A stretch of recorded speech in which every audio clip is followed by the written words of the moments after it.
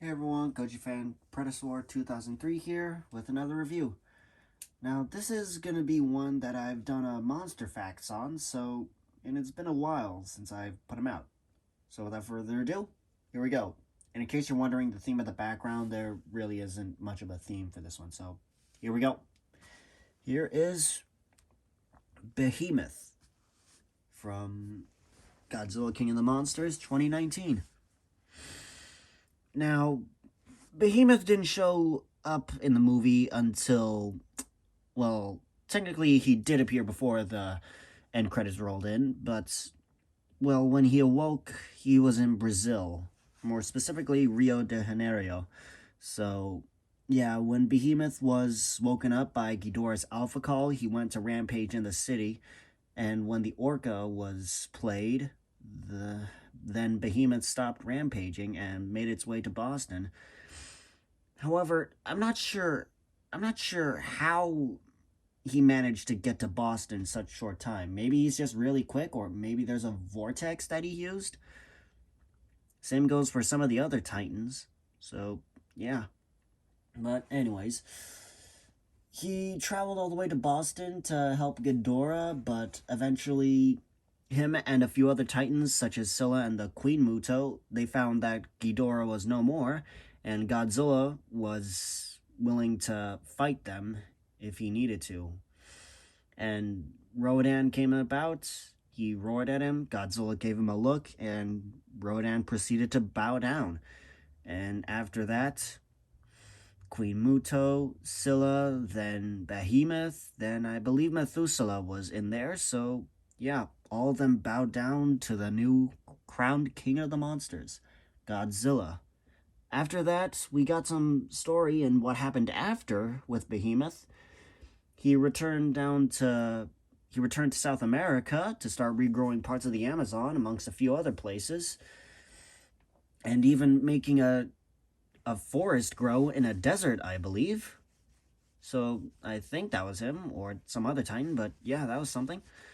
And while he was in South America, Amuluk,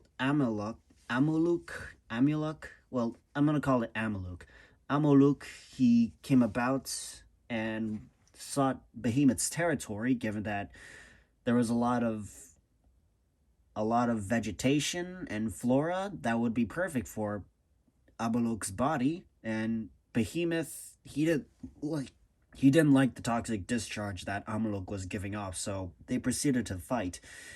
And, well, Behemoth almost lost his life.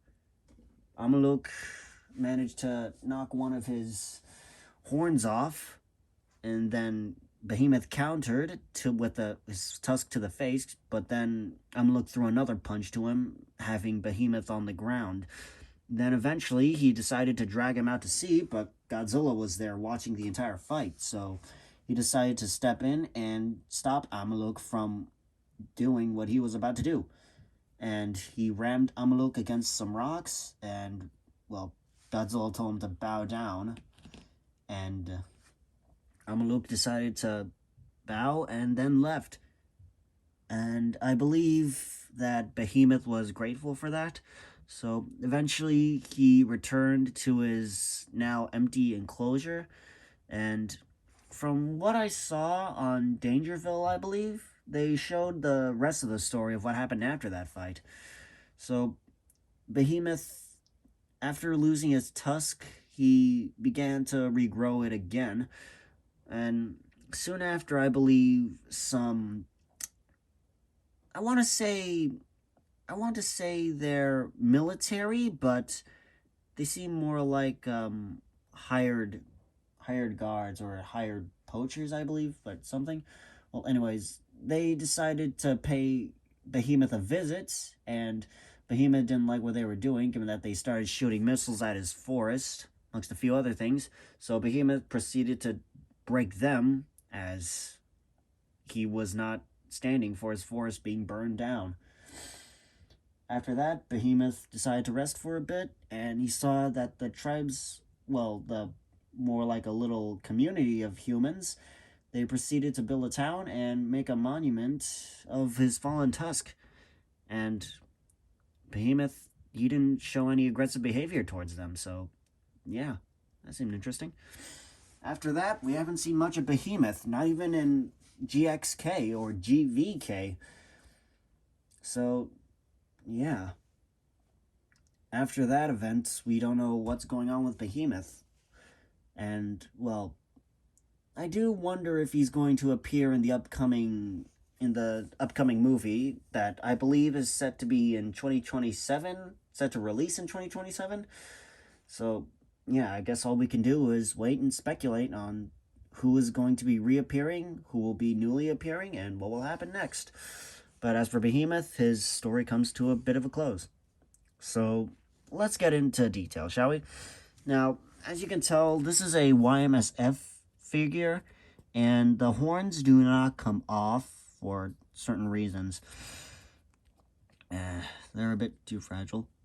And you can see that they are also customly painted. Some of the paint came off on the tips, but that seems okay. His knuckles, well, the claws on his knuckles are nicely painted. There's a bit of gray on the back, as you can see. Reminds me of a silverback gorilla in a way. And the toes here are painted as well. And his eye is painted, as you can see. His entire body is painted. There's a bit of gray patches. Oh. Ignore that. Yeah, anybody who heard that, just please ignore that. Anyways. And I believe there's also some gray coloration on his chest here. Yeah, that's something. And you can see the... Wait, okay, you could also see underneath these... Wait, Raymond Toys. Huh.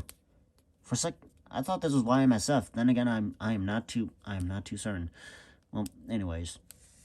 He also has nice detail with fur being everywhere on his body, even near his claws, on his palms, I believe, but not the knuckles. They're basically painted in, as you can see. Stomp them flat. Now, that's very nice. Nice detail. Nice coloration. So, let's get into some size comparisons. Here is a skull crawler from 2021. You can see the scale on this. Yeah. Oh. How about that? And here is a warbat. I believe that this should be a bit more accurate, but, well, what are you gonna do? This thing should be a bit bigger compared to Behemoth, but then again, I'm not too sure because we've never seen Behemoth fight anyone else aside from in the comics. So, yeah. That's fun. And let's compare him to Shimo. Yeah, I feel like Shimo should be a bit bigger. Because, yeah, she was quite big in the movie.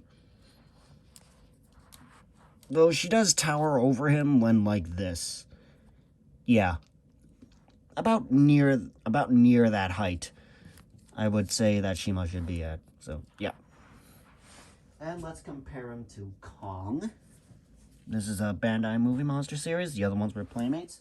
And let's compare him to Godzilla, the evolved version, shall we say. Eventually I'll do a review on Godzilla Evolved, but not today.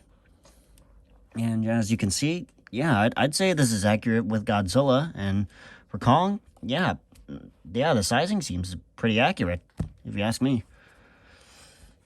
Yeah, you know what? I'll leave him here, assuming that Kong will cooperate. So for my thoughts on Behemoth, I'd say he's pretty good. He's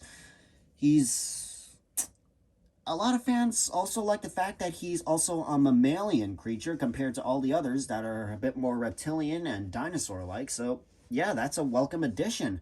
Others are insectoid-like, not that many giant mammals. And I believe there's also Mokele Mbembe. I think he's part mammal or has mammal-like traits. Not so sure. Anyways, if they ever make a figure for Mokele Mbembe, then maybe I could do a bit of a review and a bit of a comparison with him and Behemoth, because, yeah, that way we can find out if there's more than one beast titan instead of reptilian or prehistoric titan. Oh my god. Well, anyways, you all get the idea. So, yeah. a lot of people like the fact that Behemoth is a mammal-like Titan instead of a reptile-like Titan. So, yeah, that's always well appreciated. There is also Camazotz, but yeah, that I'm not sure if they'll ever make a figure of him due to the many details that they have to pay attention to. Then again, we did get the Drown Viper in Playmates, so who knows at this point. So yeah, I'd say Behemoth is really good. I wish they make him a bit more painted, but that's just me. Anyways, make sure to like, comment, subscribe, and be sure to keep it safe out there. And remember what Smokey the Bear taught you. Only you can prevent forest fires. And that's especially true if you're in the jungles or in the Amazon. Because if you don't respect the wilderness, and if you start a fire, then who knows? Maybe Behemoth will come and take care of that along with you. So behave out there. Until then, stay safe.